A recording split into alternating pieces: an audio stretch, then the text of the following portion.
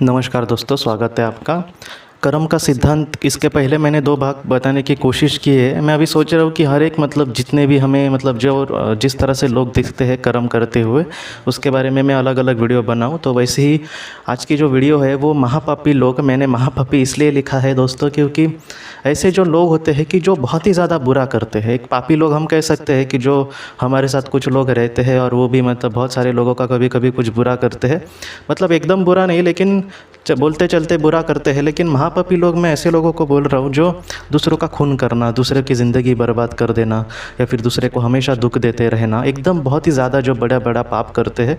ऐसे लोगों के कर्म उनको कहाँ पर लेकर जा सकते हैं, या फिर ऐसे कर्म उनके सामने कौन सा नतीजा लेकर आएंगे, इसके बारे में आज इस वीडियो में हम देखने वाले हैं।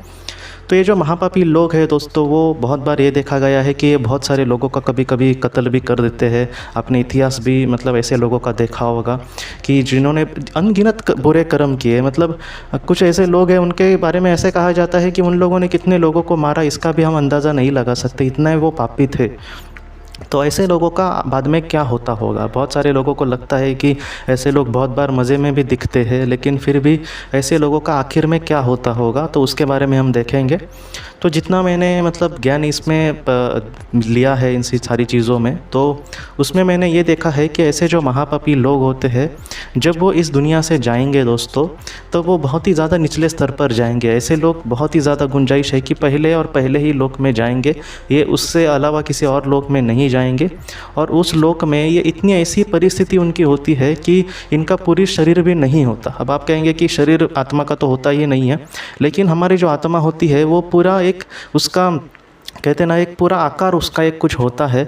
वो आकार इनका ज़रा भी नहीं होगा। क्या कि ये पूरा इनका जो शरीर होगा, आत्मा का जो शरीर होगा, वो छिन्न विछिन्न होगा, आधा आधा और अधूरा शरीर होगा उनका। और इनके जो आत्मा का वज़न होगा, हर एक आत्मा को एक कुछ ना कुछ उनके हिसाब से एक वज़न होता है। तो उनके अगर देखा जाए तो आत्मा का जो वज़न होगा वो बहुत ही ज़्यादा होगा अन्य आत्माओं के मुकाबले। और ऐसी जो आत्माएं होती है वो इतनी भयानक परिस्थिति में वहाँ पर रहती है, जहाँ पर हम नरक भी कह सकते हैं, कि जहाँ पर इनको एक कण का या फिर एक सेकंड का भी दोस्तों सुकून नहीं मिलेगा, और बहुत ही बुरी अवस्था में वो वहाँ पर जीते रहते हैं। ऐसी जो आत्माएं होती है वो अपने आप में इतनी नेगेटिविटी नकारात्मक ऊर्जा बसाए होती है कि ये आगे जा ही नहीं सकती। इसलिए ऐसे लोग आत्माओं का उद्धार बहुत ही ज़्यादा मुश्किल होता है। ऐसे कहा जाता है कि तकरीबन 1000, 2000, 5000, 10,000 इतने साल तक वो वहाँ पर पड़े रहते हैं, क्योंकि आत्मा पे विकास करना, ऐसी चीज़ें उनके मन में ही नहीं आती।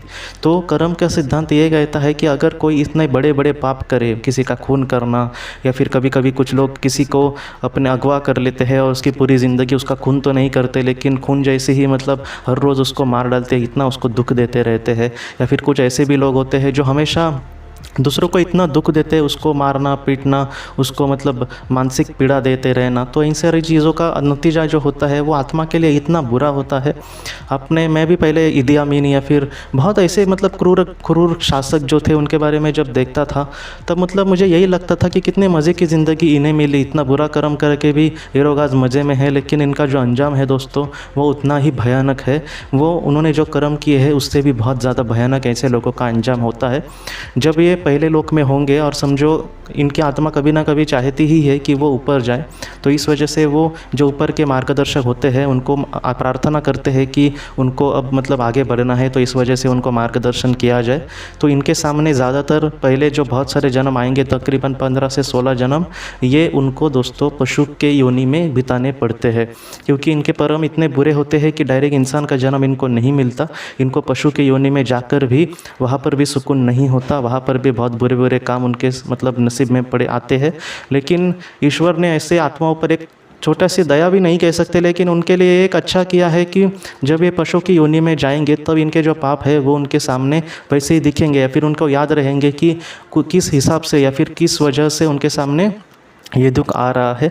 तो ऐसे जब वो जन्म तकरीबन 15, 16, 20 जन्म ऐसे जब बिताएंगे, तब उसके बाद इनका इंसान के रूप में जन्म होगा, और यहाँ पर भी वो पापों से मुक्त हो गए ऐसा ज़रा भी नहीं है। जैसे इन्होंने लोगों को दुख दिया है वैसे दुख इनके सामने आ सकते हैं। तो ऐसे लोगों के साथ हो सकता है कि उनके साथ कोई बुरा करे, या फिर इनके साथ बहुत ही बुरा सलूक कोई कर सके। तो ऐसी सारी चीज़ें उनके सामने आती है। तो कर्म का जो सिद्धांत है महापापी लोगों का, वो इस तरह से होता है। ये लोग जो होते हैं, इनकी अगर हम हम इनके समुदाय की आत्मा की बात करें या फिर सोलमेट्स की बात करें तो बहुत बार ये लोग उनसे बिछड़ जाते हैं। माइकल न्यूटन जी की किताब जर्नी ऑफ सोल्स, उसमें उन्होंने बताया है कि एक इंसान ने ऐसे ही बहुत बुरे कर्म किए थे और इस वजह से अपने समुदाय से वो निकल ही गया, क्योंकि समुदाय जाएगा आगे और ये रहेंगे पीछे, तो अपने समुदाय के साथ अपने करीबी लोगों के साथ ये बिछड़ते जाते हैं। तो इस वजह से जितना हो सके दोस्तों, ऐसे कर्म जो करने वाले इंसान हैं उनका ऐसा ही अंजाम होता है, और ये जो अंजाम होता है वो सिर्फ़ और सिर्फ इनके ही मतलब लिखे हुए कर्म के वजह से होता है।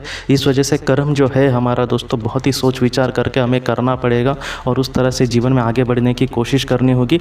ऐसी जो आत्मा होती है उनको उद्धार के लिए बहुत ज़्यादा साल लग सकते हैं उनको, क्योंकि उनके इतने बुरे कर्म होते हैं और वहाँ से निचले स्तर से निकलना भी उनको बहुत ही ज़्यादा मुश्किल होता है। तो इस वजह से ऐसे जो महापापी लोग होते हैं उनका अंजाम भी उतना मतलब भयंकर ही होता है उनके जीवन में, और इस तरह से उनके आत्मा की जो गति है वो दोस्तों धीरे धीरे इस तरह से बन जाती है और बहुत मुश्किल है। चौथे लोग तक ही पहुंचने के लिए इनको हज़ारों साल कभी कभी लग सकते हैं, अगर कितने भी मतलब अपने हिसाब से वो भी आगे बढ़ने की कोशिश करें। अगर कोई पहले लोग की आत्मा दोस्तों पृथ्वी पर जन्म लेती है और जो भी उनके सामने प्रारब्ध है या फिर जो भी उनके सामने ऐसी चीज़ें हैं जिसके वजह से उनका पाप अब कम हो सकता है और उसका बहुत ही अच्छे से सामना करे, तो हो सकता है कि कुछ मतलब 1000 से कम थोड़े सालों में ये अपना विकास कर पाए, चौथे लोग तक कम से कम जाए। लेकिन ये बहुत ज़्यादा मुश्किल देखा गया है। ये इसलिए मुश्किल होता है कि जैसे आपने भी कोई शराबी इंसान है या फिर बहुत ही बुरा इंसान पृथ्वी पर देखा होगा, तो उसको अगर हमें अच्छी राह पर लेकर जाना है तो बहुत मुश्किल होता है, क्योंकि उसका मन ही एक्सेप्ट नहीं करता कुछ अच्छा करना। तो ऐसे ही लोगों के साथ भी ऐसा ही होता है। लेकिन हमेशा हम नहीं कह सकते कि वो हमेशा ही गिर गए हैं या फिर वो निचले स्तर पर रहेंगे हमेशा के लिए। हाँ, उनके कर्म से अगर वो आगे बढ़े तो कुछ सालों में, कुछ हज़ार सालों में या फिर कुछ सैकड़ों सालों में हो सकता है कि वो आगे बढ़े। लेकिन ऐसे इंसान के सामने भी दुख इतने बड़े बड़े आएंगे कि जिसके बारे में हम सोच भी नहीं सकते दोस्तों। तो महापापी जो लोग हैं उनके साथ कुछ इस तरह से होता है और उनका अंजाम भी इस तरह से होता है और उनके सामने ज़्यादा से ज़्यादा दुख ही आते हैं, क्योंकि उन्होंने भी दुनिया को दुख ही दिए होते हैं। तो महापापी लोगों का जो अंजाम है वो इस तरह से होता है दोस्तों। हम अगली वीडियो में मिलते हैं दोस्तों। आप अपना अपने परिवार का ख्याल रखना। आपका बहुत बहुत धन्यवाद। ज़िंदगी की रोशनी ये संस्था ऐसे लोगों के लिए काम करती है जिन्होंने किसी अपने को खोया है या फिर जो लोग अपनी ज़िंदगी में बहुत ही ज़्यादा दुखी है। जो लोग इस संस्था से जुड़ते हैं उनको तकरीबन 50 किताबें भेजी जाएगी उनके व्हाट्सएप पर या फिर ईमेल पर। ये किताबें आत्मलोक या फिर मौत के बाद हमारे साथ क्या होता है इन सारी चीज़ों की आपको पूरी तरह से जानकारी देगी। और इसके साथ साथ आपको एक पास्ट लाइफ रिग्रेशन थेरेपी की ऑडियो भी भेजी जाएगी। इस ऑडियो की मदद से आप घर बैठे अपनी पास्ट लाइफ रिग्रेशन करने की कोशिश कर सकते हो। बहुत लोग पास्ट लाइफ रिग्रेशन थेरेपिस्ट के पास किसी कारण के वश नहीं जा सकते, तो ऐसे लोगों के लिए मदद के लिए ये ऑडियो तैयार की गई है। तो आप ज़रूर इस संस्था से जुड़े। इस संस्था से जुड़ने के लिए सामने जो व्हाट्सएप का नंबर दिया है आप कृपया उस पर संपर्क करें। आपका बहुत बहुत शुक्रिया।